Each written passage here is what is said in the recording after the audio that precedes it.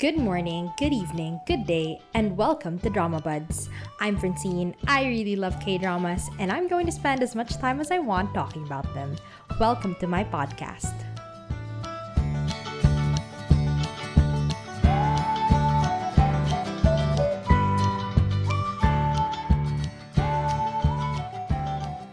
So, hello everyone. On today's episode, we're going to talk about 18 Again, the K-drama remake of the American movie 17 Again. Yes, the one with Matthew Perry and Zac Efron, yes. So why did I end up watching this show? This time there is no background on this one, on me. I just heard a lot of good things about it and I wanted to watch it. But okay, why did I end up loving it? Okay, there we go. The little background on me is that I am a crier. I cry a lot. I mean, if you mention my family, I will cry.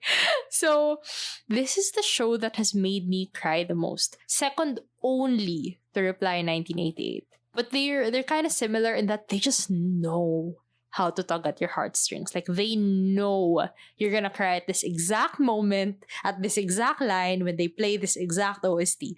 So yes. 18 Again is one of the few comedic shows that I actually ended up loving because it was more than the comedy, more than the romance, more than the rom-com of it all.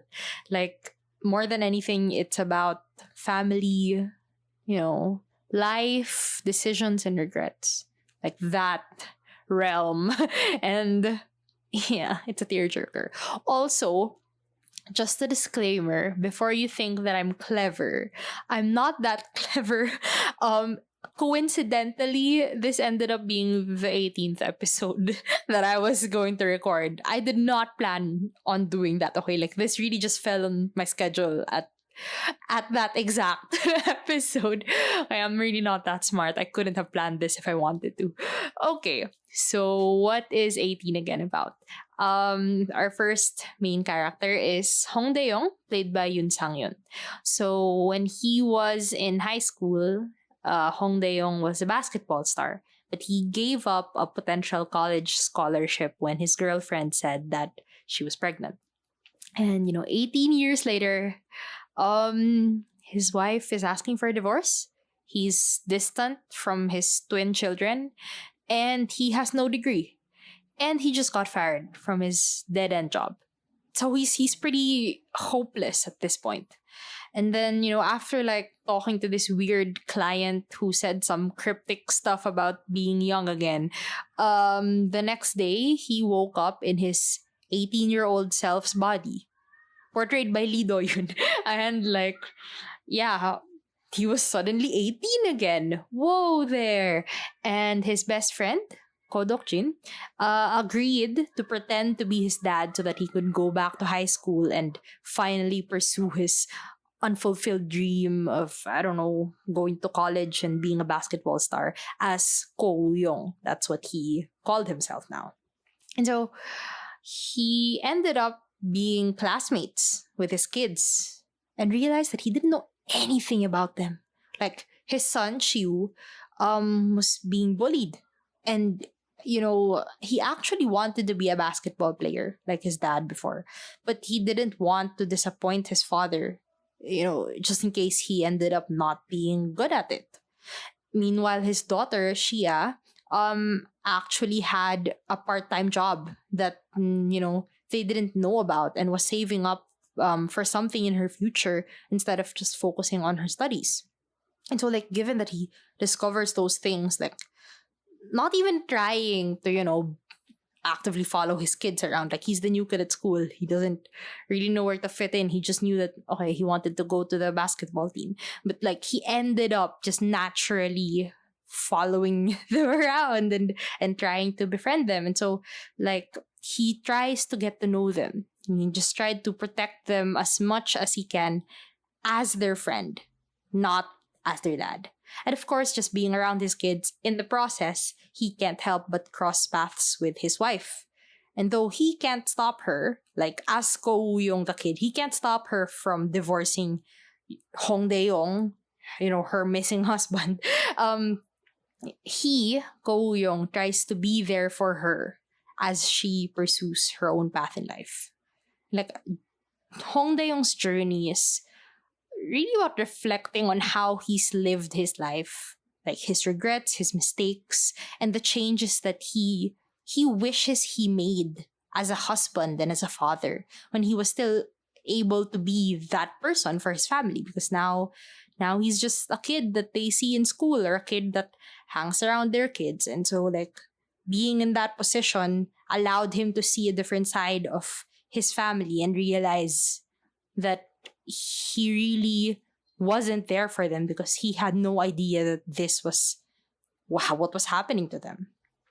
Okay, and our next main character is Jung Da-jung, played by Kim Han-ul. So Da-jung is Dae-young's girlfriend slash wife who postponed her dreams of going to college and becoming an announcer to take care of their kids. She eventually finished her studies, like, many, many years later, but because she started late, she was getting older, it was difficult for her to find a job as an announcer in a broadcasting station. She was struggling to fulfill her dreams. Like, she was still trying. Her husband was always, like, too busy working to pay attention or to be there for her, and she was just unhappy with how her life was going, and so she asked for a divorce. And magically, as that was happening, she finally got a job through blind recruitment in a major broadcasting network. And it wasn't until they saw how good she was, and, like, she was already accepted into the program, that they looked at her personal details and saw that she was she was old. The thing is, though she was much better than all the other recruits that were hired, she was ranked last among them and wasn't given any work because she was older. Like, it didn't look good to cast or to hire someone old. And then they eventually discovered that she was a divorcee, or that she was about to be divorced. So yeah, she just faced a lot of, like, discrimination in the workplace because of that. I mean, not necessarily like discrimination. Well, yeah, it was discrimination, but just like a lack of opportunities because of how it was going to be seen publicly. Just like the public reaction to her, netizen comments and all that. On the brighter side, Ye Ji-hoon, a famous baseball player she met, through work, through interviewing him, and, like, being really professional and really, really good at her job while she was interviewing him, despite the mishaps, he's showing interest in her, right? So, despite all the good and the new things coming her way after getting divorced, she still somehow can't forget or move on from Hong Dae-young. Because, like, she never really had closure. Like, when they were in court, getting the divorce finalized, like, Hong Dae-young was already 18 again. Like, he couldn't show up as himself. So she never really got to talk to him one last time and, like, see that he was going to be okay, or that maybe he wasn't going to be okay. Like, she didn't know. It was just over suddenly. But that's what she wanted, right? For me, I think her journey is really about reflecting on her decisions and realizing the things that maybe she didn't see, maybe she just took them for granted, and, seeing the things that brought her genuine happiness. The good and the bad, all of those things considered. And externally, of course, like, she's shown dealing with prejudices through genuine skill and experience, like letting hard work speak for itself. Yeah. Though that's really more of, like, an external thing that she's dealing with. Like, she's always been, like, at the start of the show, she's always been experienced and hardworking. She just never got the opportunities to really shine. But she's always had what it takes to overcome those things just by being good at her job and remaining professional and and thinking on her feet and all that. So it was more of just seeing her going through it, but she didn't necessarily like transform to achieve that. Okay, so before I talk about like other things, like how is this different from the American movie? Well, first of all, white people can't make heartwarming stories. They just have no hearts. No, I'm kidding. I'm kidding. That was a joke. That was a joke. That was half meant. Like you know what, Western TV shows and movies like operate in a different culture, in different cultures, and it just maybe they just don't focus on the same things that Korean dramas focus on. You know, and it really reflects in the differences between the movie and this show. Just so you know, I am basing these comparisons off the summary in Wikipedia. I did not actually watch the movie again. I think the last time I watched it was, whenever it was playing on HBO when I was like a kid. Okay. So first of all, of course, like it's unfair to say that, the movie was so rushed, like 18 again really delved into this and that. Like, of course, the movie only had an hour and a half to tell a story. But yeah, the point stands. Look, in the movie, they had two kids, one after the other. Like, I think, a year apart. But in the show, they had fraternal twins. I think, this is my theory, but like, I think they made that change to show that it was just one, quote unquote mistake. Like, it was just one thing that happened, but it was so huge that it completely derailed their lives. Because if they had two kids, one after the other, it's just like, oh my God, after having the first kid, like, oh my God, just stop. Like, just don't do it anymore. Just don't. Like, having a second child, that's totally your fault already. Like, it's your fault that it was too much for you to handle all at once. But like, if they had twins right away, it's just like, oh my goodness, could you have expected this to happen? No. And therefore, like, they're just pitiful. You're not like calling them stupid for being unable to control themselves and not have a second child right after they had the first one.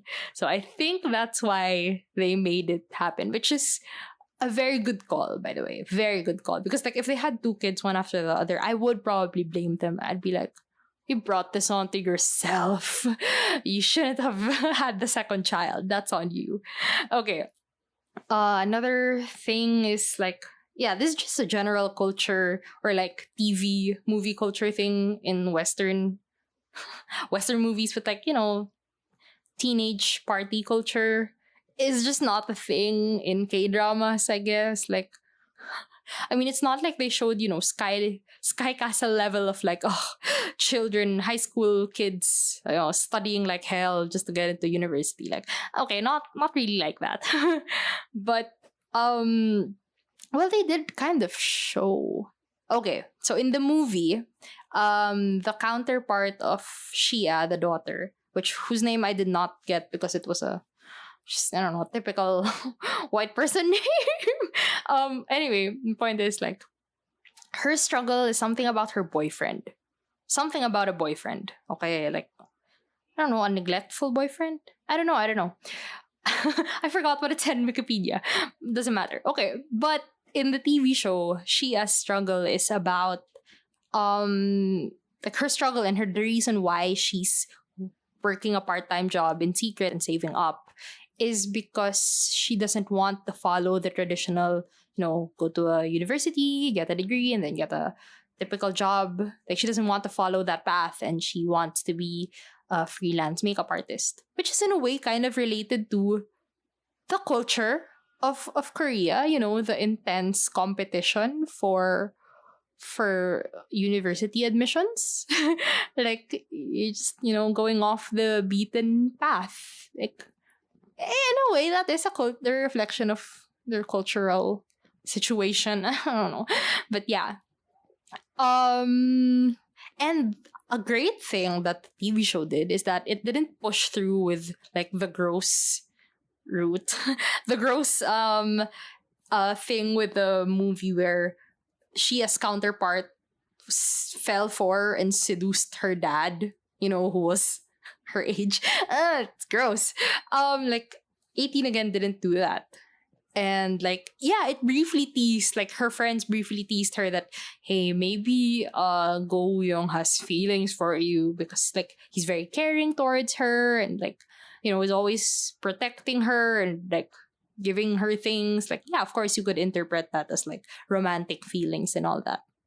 But like, yeah, first she was bothered by it, and then she like straight up asked him like, "Do you like me?"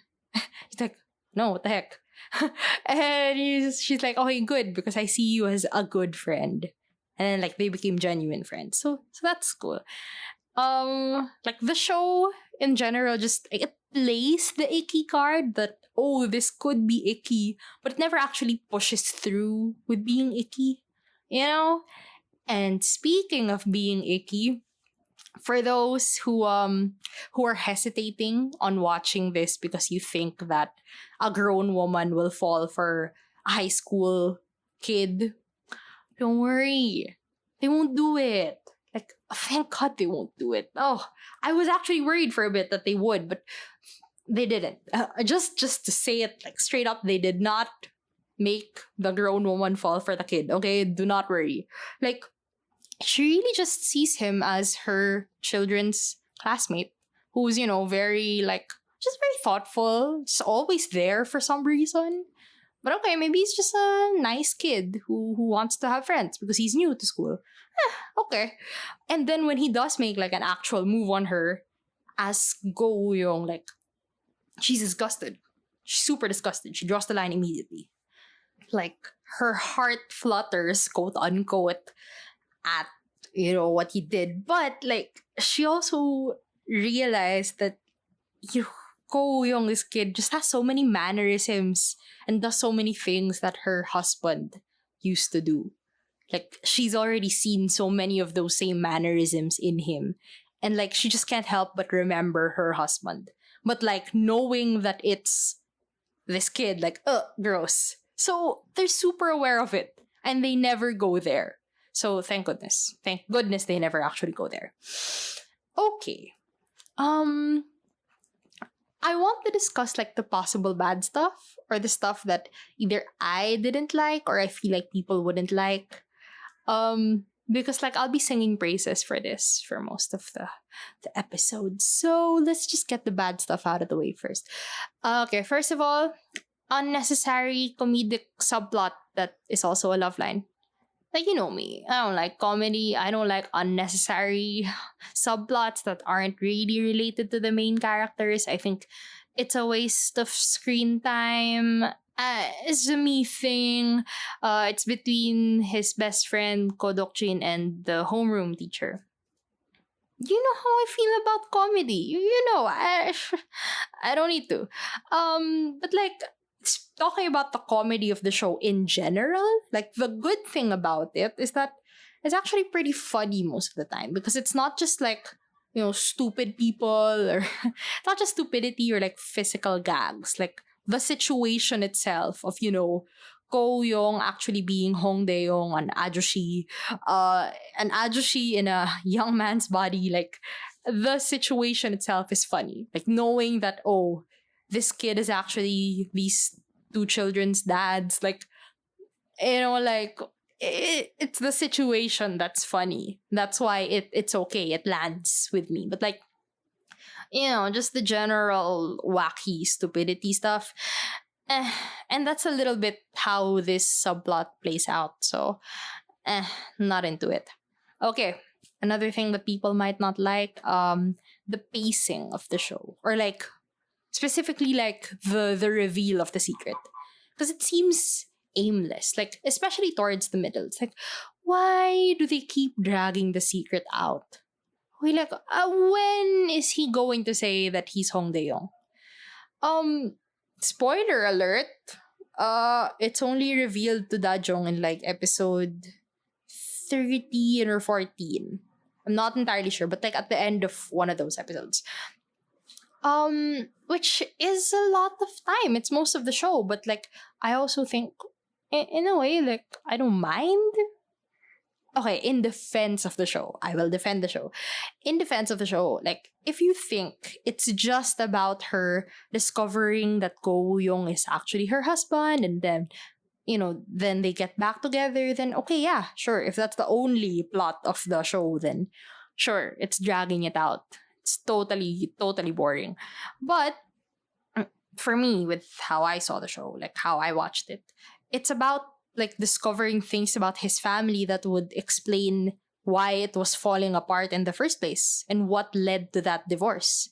And like being a kid again gave him the opportunity for that new perspective.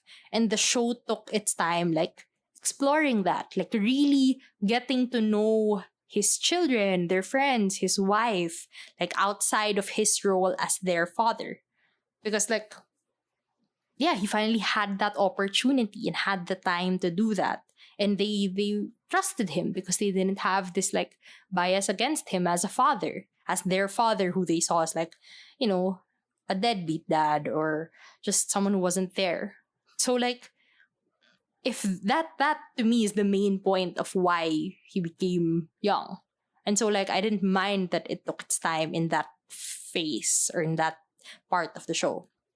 And from the family's perspective, from Shiu, Shia, and Dajong, like they're also starting to see like the little things that their father did for them.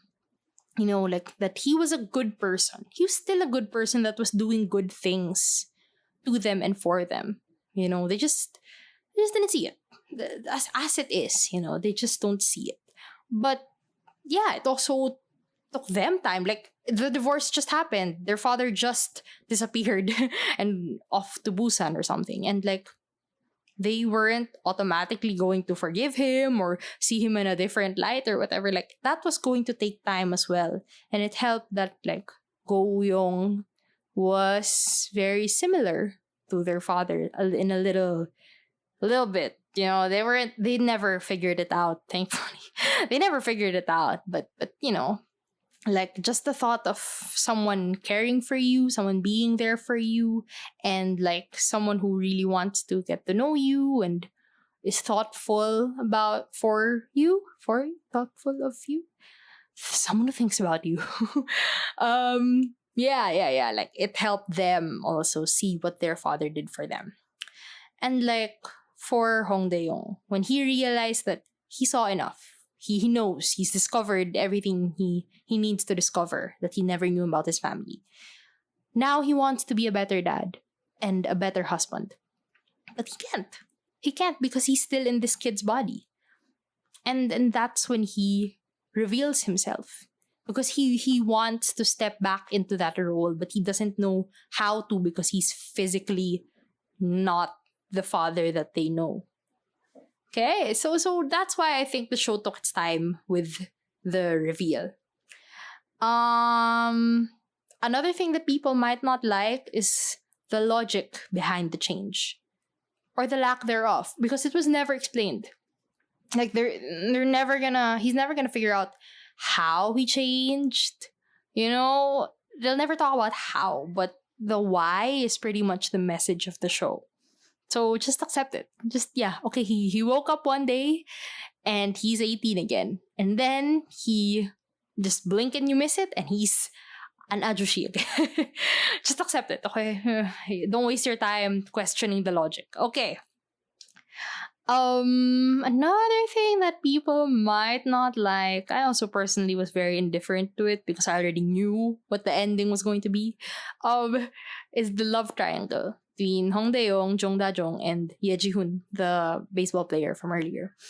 It dragged out for a while as well. And it's just kind of annoying because like, Go Young, even though we know he's Hong Dae-yong, like the ex-husband, we know that, but no one else does. I mean, Ye Ji-hoon doesn't, Da-jong doesn't. Go Young is a kid, but he keeps antagonizing Ji-hoon for Da-jong's affection. And it's just like, you're a kid. He's an adult. Like, who has the bigger chance here? Despite how hard you try, you're still a kid in her eyes. And the thing is like, Ji-hoon is a genuinely good guy. And he's a good option. So, if you're on his camp, it's just like, Da-jong, why don't you just give him a chance and choose him? You know, why are you, what are you wasting your time on? And like, okay, first of all, guys, she just got divorced. Guys, slow down, slow down. Okay, she just got divorced. And she didn't even get any closure for it. Like, if she still has lingering feelings for her ex husband, that's totally valid, guys. And if she's just not, in the right headspace to pursue anything, totally valid. Like, let people heal emotionally from big changes in their lives. Like, she doesn't need to jump into a new relationship or, to let this guy constantly hit on her or whatever, just for the sake of it, just because it's there. And second, like, if the message of the show, or like if the message of Dajong going back to Hongdaeong, if the message of that was that, divorcees or like older women are like undesirable and they will never find new or young love and they should just settle for the deadbeat husband, like, if that were the message of her choosing Hong Dae-young again at the end of the show, then okay, it's terrible. It's a terrible message and she should have totally chosen Ye Ji-hoon. Okay? If that were what the show was actually trying to say. But it's not. Like, it's just not not at all what the message of the show is. And like, maybe at the start, if Hong Dae-young just remained the way he was, this was just a typical comedy where, he deals with wacky situations because, like, that he's their father, and he gets into weird situations with his kids, and it didn't go through all the heartwarming, lessons and development and all that. Like, okay, then yeah, this would be a terrible show, and that's a terrible message that, he doesn't need to change, but she needs to appreciate him, and like, no one's ever gonna love her because she's old and divorced. Like, okay, if that was how the show panned out, then okay, all right, yeah, June is definitely the better option, but it's not, guys. So you may ask me, what's the message of the show then, huh? Well, here we go. Here's the message of the show. It's a lot. First of all, what was the point of Hong Dae-young being young again? Like, what was that supposed to achieve thematically?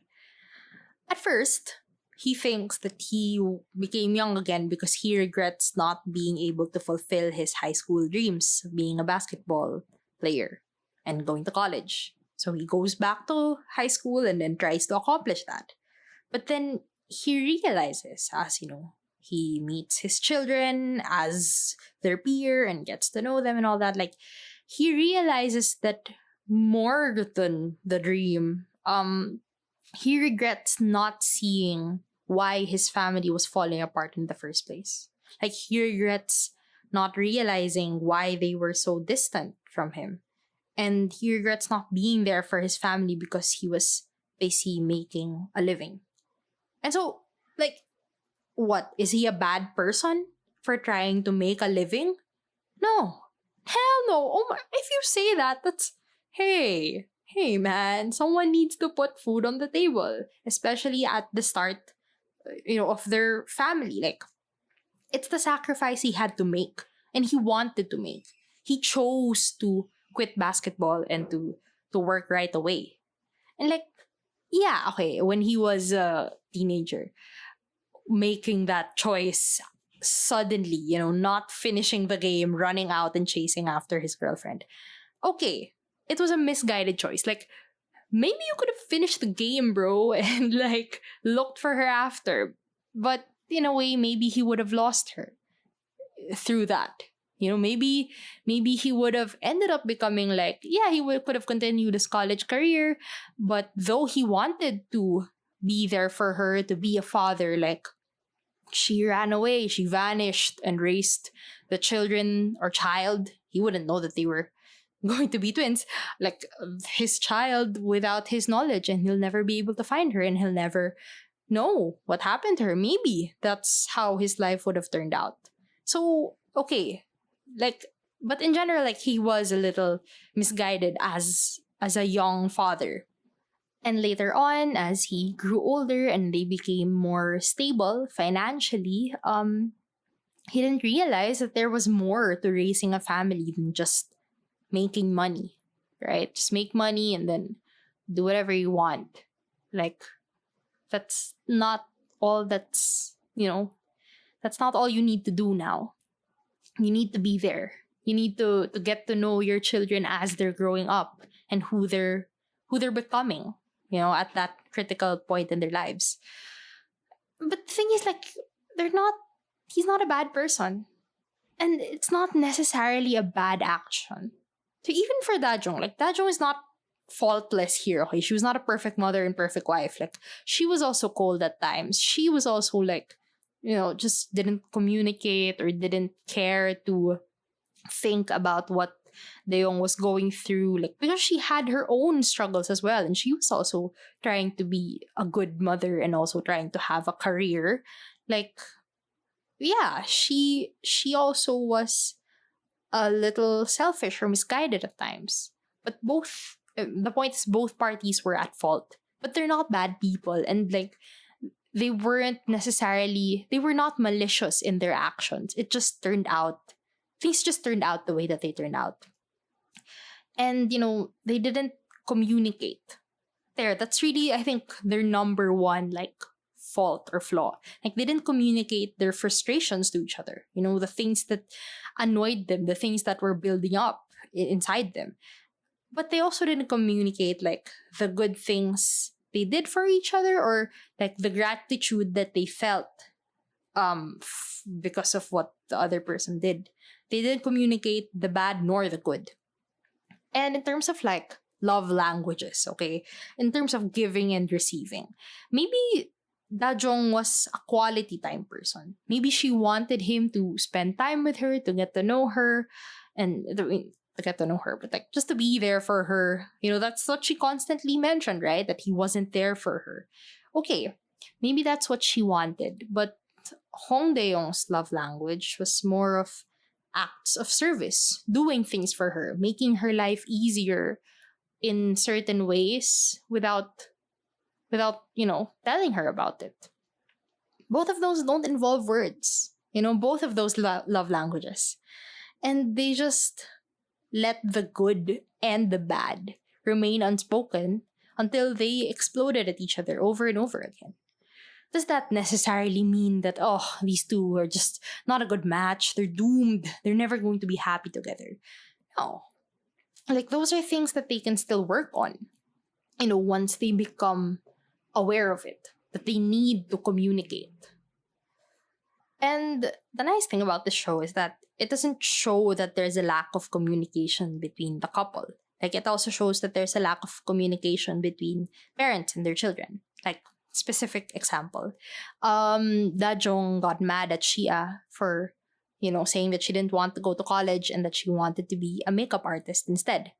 And, like, that, that anger, that frustration, that desire to stop her child from doing that, it came from her personal experience of dealing with that prejudice for a very long time, until she actually went to college. Yeah, she dealt with that personally, and she didn't want her child to experience the same thing. So essentially, she just wanted the best for her child, right? She's not a bad person for saying that. And it wasn't necessarily, like, coming from a bad, malicious place that she doesn't want her child to achieve her dreams or anything.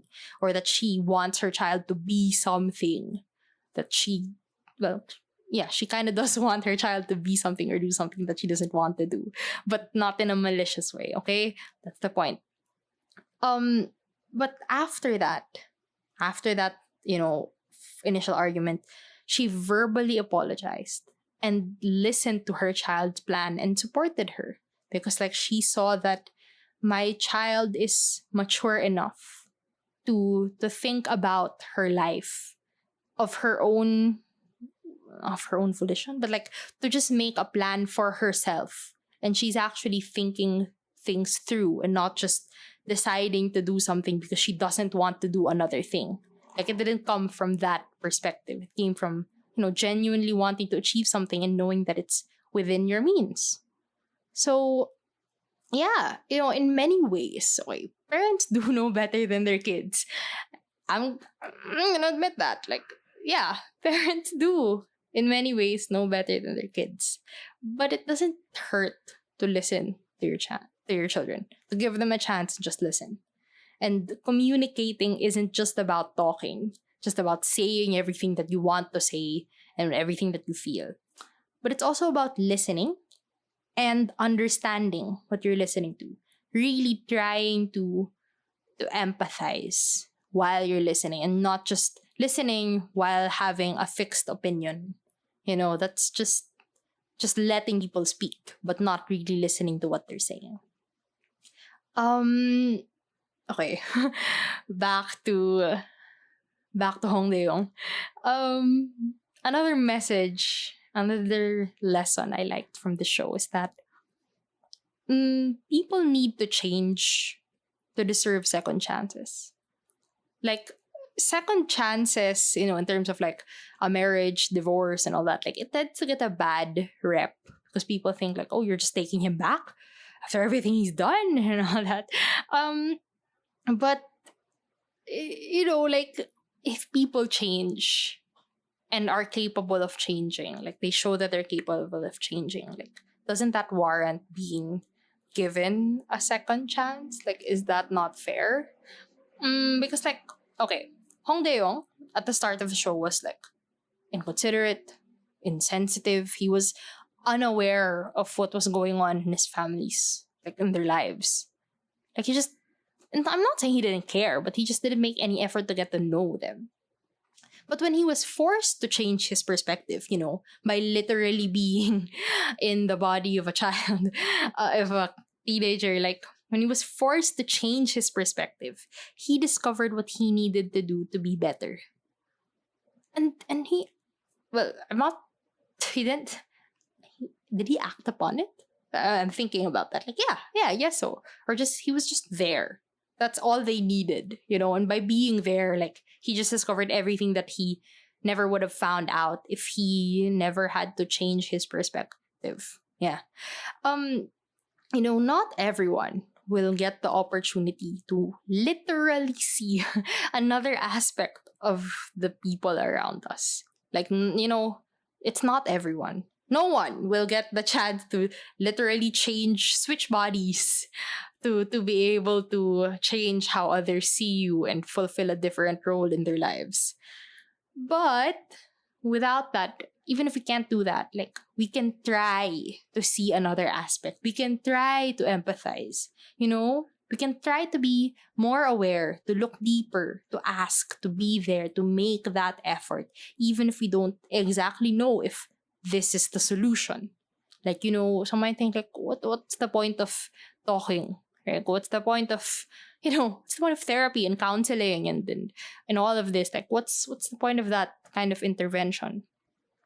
It's just, it's not a definite solution to everything. Communication, okay, going back to communication, it's not a definite solution to everything, but it's a good start because oftentimes it's the root of the problem, right?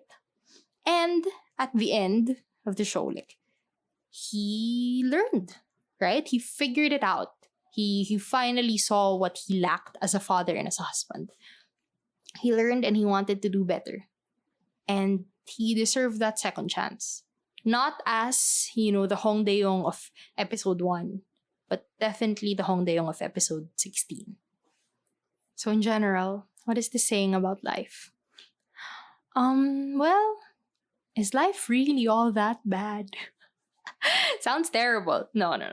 I mean, it's not saying that, if you think positive, if you're just more grateful, if you appreciate what you have, everything will be okay. It's not like that, okay? Because like maybe there are things that you genuinely regret in your life. It happens, okay? And maybe you do need to start again, to cut things and cut people off and be a new person.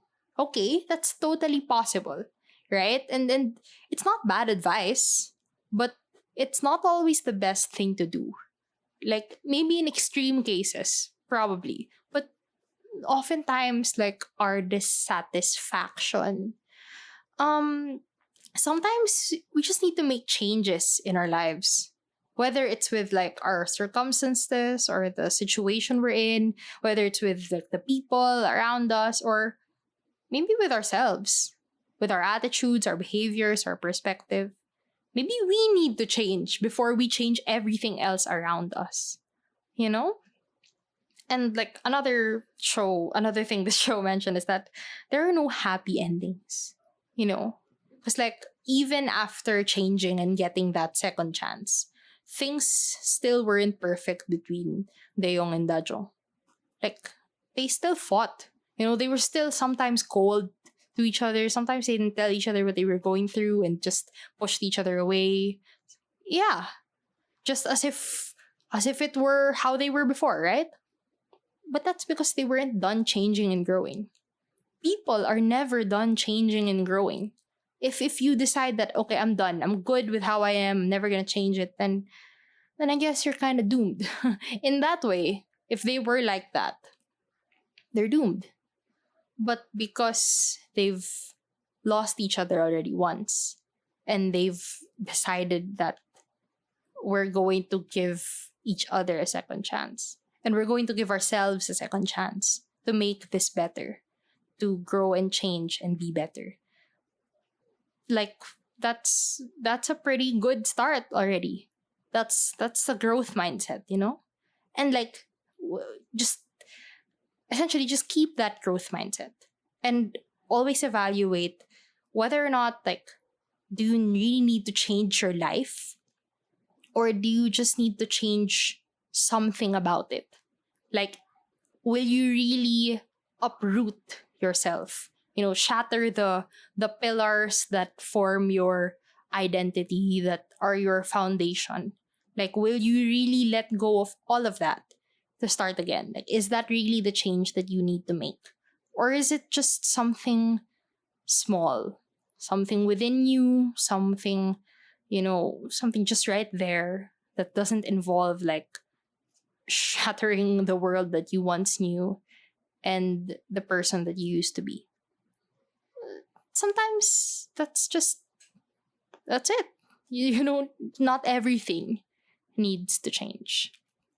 But you just need to be more aware of yourself, of your flaws and your faults, and maybe of the things around you that aren't working out. Because, you know, like sometimes it's a terrible situation and you need to get yourself out of it. But that doesn't mean you have to, you know, leave your family, go live in another country, just be a new person. Like, not that drastic, not that extreme. Another thing this show tells you is that, you know, don't spend your life regretting it. Don't live your life in regret. Like, there is value in the time that you spent and the life that you lived. You know, like some life-changing things, or life-changing not entirely in a good way. You know, like with everything in life, there's some good and some bad. But there's value in the good and the bad. Never forget the good just because life isn't perfect, because it never will be. But there is always value in everything you experience, I guess. In those regrets, perhaps. Yeah. Welcome to the inspirational podcast. Some life, some eat, pray, love type. Okay. Uh, Enough with the motivational stuff. Other things that I loved about this show. But I mean, I waxed poetic about like the message and the theme of the show because it really just hit me. You know, like, oh my goodness. I'll just tell you, like, I cried at the very last scene of the very last episode. Like, just bawled, you know? Because like that's what the show made me feel. You know, it made me feel like sometimes there are really moments in your life that you regret, but then would you be the same person that you are now if that never happened? I don't know, that's just what I felt about it. I'm thinking of a specific incident in my life, specific incidents actually, but whatever. Let's not dwell on that. My point is, it's just like it does make you appreciate what's there, who you are, and how you've lived. Because it really isn't all that bad. Like, you have to give yourself a little bit of credit sometimes that you're not exactly a terrible person living a terrible life. Like, sometimes it's okay. Sometimes it's great. Sometimes it feels really, really terrible to exist. Like, sometimes, just don't want to. But there is value in, going, keeping on. Yeah. Okay. Other things. Other things I loved about this show. First of all, Lee Do-yoon. Like, of course, I've been seeing him around, but I'm just like, okay, whatever. Uh, he's fine. But then when I watched him here, I don't know why he was such a standout in the show. Like, one, he totally nailed like the ajushi energy, like trying to, embody Yoon Sang-yoon as Hong Dae-yong in himself as Hong Dae-yong / Go Woo-young. Like, he really nailed it. Okay, he really just felt very ajushi-like. But he also nailed like the young father struggles when it was actually his timeline as young Hong Dae-yong. Like, just I'm gonna cry just thinking about what he's done for his family when they were struggling the most. Like, tears. Yeah, it's like he really looks like he's lived a hard life at such a young age, but like he's never going to give up on his family. That's the energy he gives off. He's a good actor, okay? This is my first time really watching him, so I will probably follow him around. Hotel de Luna, and then maybe Sweet Home. Sweet Home is shorter, so I'll go with Sweet Home.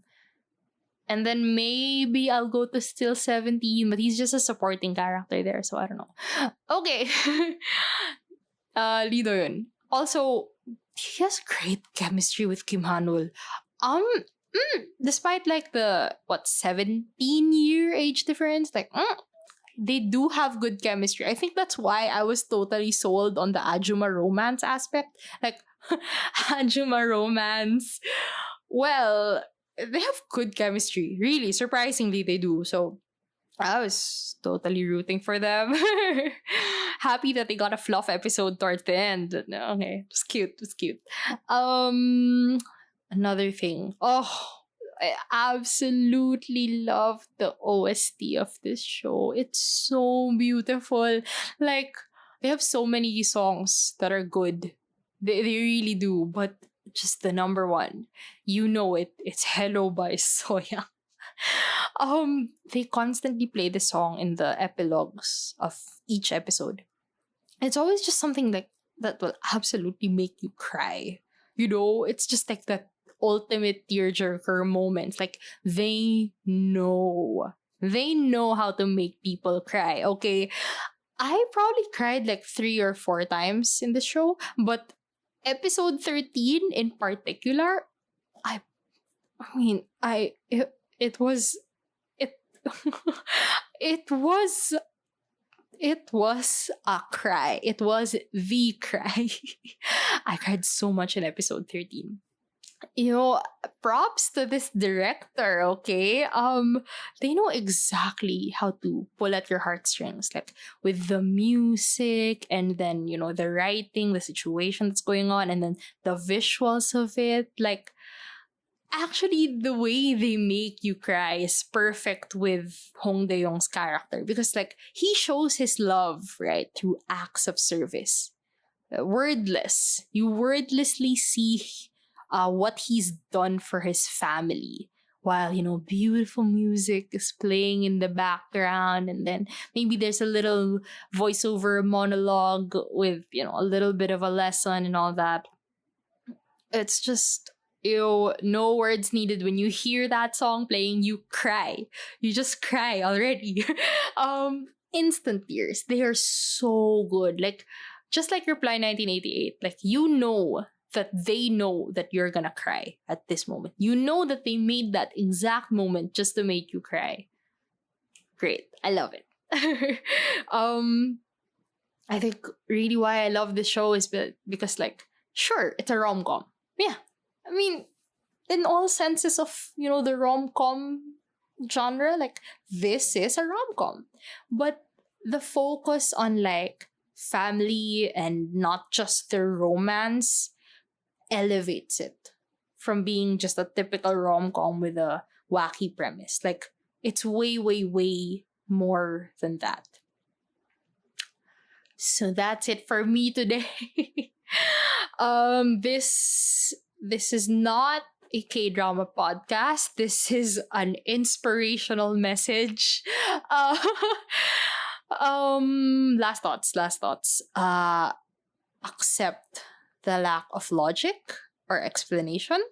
Just whatever, just let it go. Just accept that this is what it is. Watch this show if you want to cry, because you probably will. Yes. And looking back at how many shows have I watched so far this year? I probably watched like more than 10 shows already. I'm productive, okay? I had no school for like the first 2 months, so I can do whatever I want. So I watched a lot of shows already. This is my 4th favorite show that I've watched this year. That's how much I love it. Okay? Just take my word for it. It's really good. Like, if you're into, family themes of family and life and love, not romantic but familial. Like, if you're into that and you like crying, if you love crying like me, this is the show for you. That's it for me today. Thank you for listening. Please give this show a watch. The hype is worth it and it's real. Thank you for listening. I will see you soon.